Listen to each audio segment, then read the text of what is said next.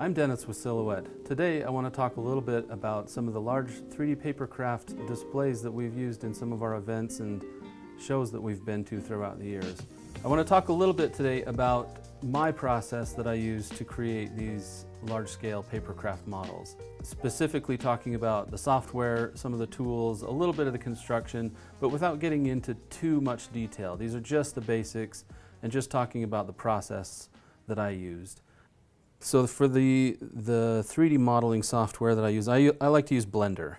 Blender's free, and that's great, but also there are a ton of tutorials on the internet that will teach you how to use it and kind of give you some of the step-by-steps in making it work. And that's important because Blender is a pretty robust program.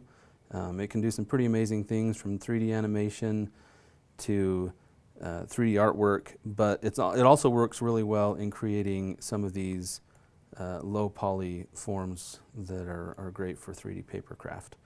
And you can see with this one specifically, this was a model that we made for our summit event, and the theme of the year was sea turtles, so I wanted to make a sea turtle that would match the logo and match the theme, and so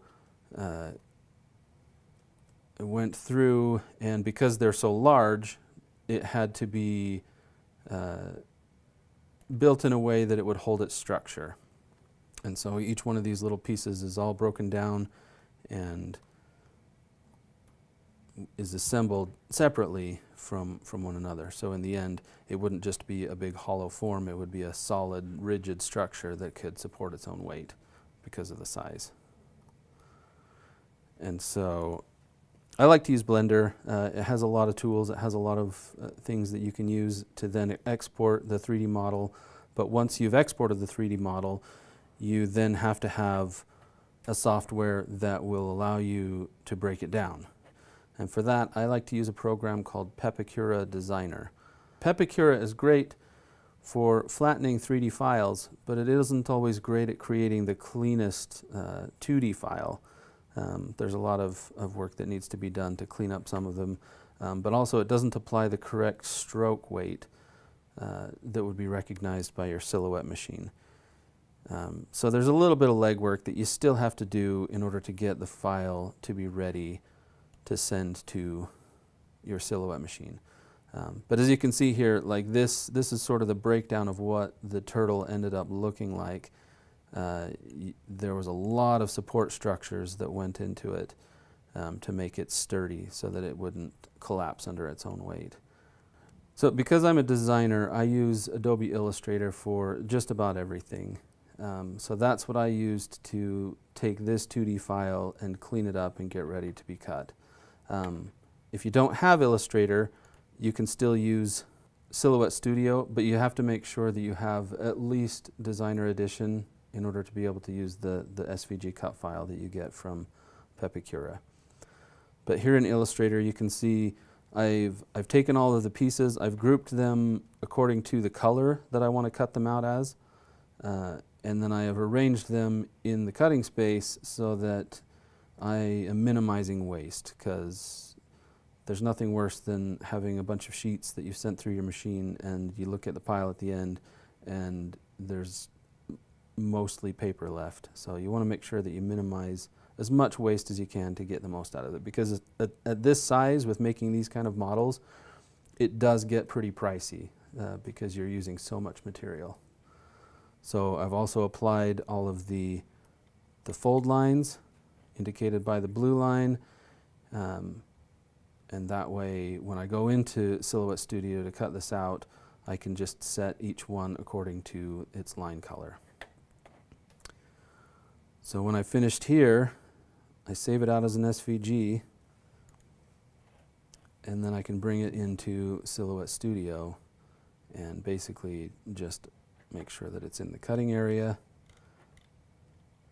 and then go into the send panel, and I can set each cut based on the line color here in the software. And so once I've done all that and I've tweaked my cut settings, then I can go ahead and send it to my Silhouette machine. So that's about it. That's the basics of the software that I use in each one. And like I said, it's not incredibly tidy, but it's effective. And there are different software programs out there that will do similar things to get a similar result. But these are the ones that I use that I found were useful. So now I want to talk a little bit about the construction and some of the physical materials that I use. So when you're building papercraft models of this size, you need to use something a little bit heavier than just basic cardstock. So I actually got just large poster board sheets. They're about 180-pound poster board sheets. That was the most effective. And then at the time, this was before we had the Cameo Pro, so I had to break them all down so that they would fit on the 12 by 24 inch mat. And so then taking each sheet, cutting it down so it was 12 inches wide by however long, and then being able to cut those out. Now if you've got the Cameo Pro, obviously you don't have to cut down nearly as much. You may be able to fit the entire sheet on the mat, so that's awesome. But also you want to use solid core poster board if you can. That's the poster board that's dyed all the way through. If you use just the standard white core poster board, then you're going to get a lot of haloing. You get the white lines through your score lines from the machine. So try to use the solid core stuff. And also you're going to need a lot of glue. And I used a ton of glue for these.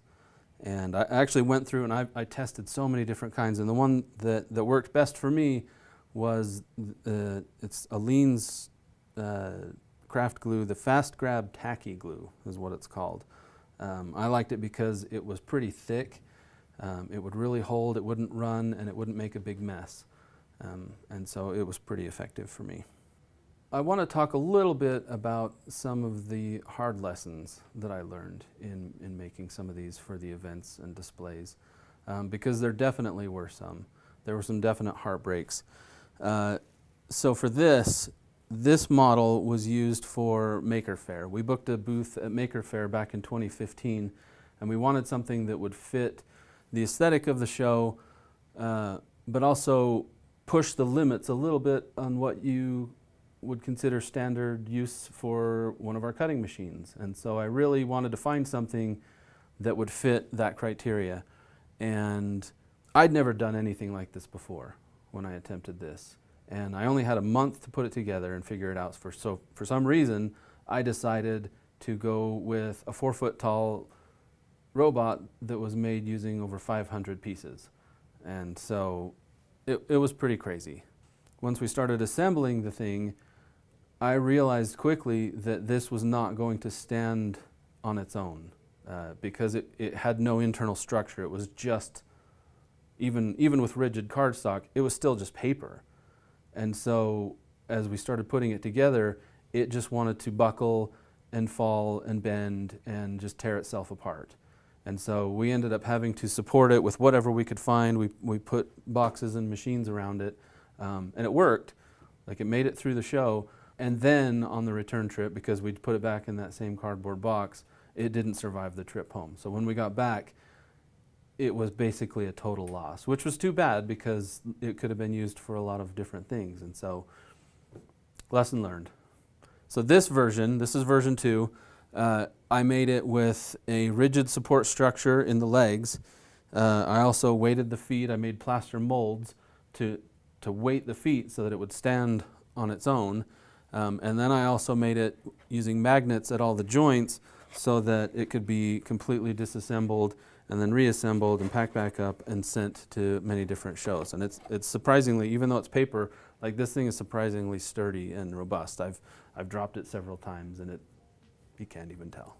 Okay, as you can tell, I'm probably more comfortable making these models than talking about them on camera. But I hope you found this interesting. If there is anything that you'd like to learn more, please leave a comment in the comment section, and we can maybe do a more in-depth tutorial. Maybe not something to this scale, but touching a little bit more on on the details of how to make this stuff. But thanks for watching. Please subscribe to our channel for more video content, and we'll see you next time.